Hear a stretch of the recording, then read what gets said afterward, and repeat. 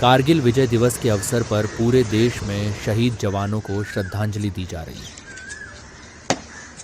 तमिलनाडु की राजधानी चेन्नई में दक्षिण भारत क्षेत्र के सशस्त्र बलों के अधिकारियों ने 26वीं वर्षगांठ के मौके पर कामराजर सला स्थित विजय युद्ध स्मारक पर पुष्पांजलि अर्पित की। इस श्रद्धांजलि कार्यक्रम में दक्षिण भारत क्षेत्र के जनरल ऑफिसर कमांडिंग जीओसी मौजूद रहे, जिन्होंने कारगिल युद्ध में हिस्सा लिया था।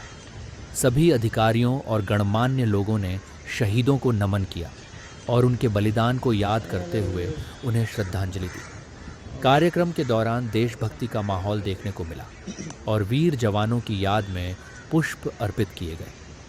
विजय स्मारक पर आयोजित यह कार्यक्रम देश के प्रति समर्पण और वीरता का प्रतीक बना।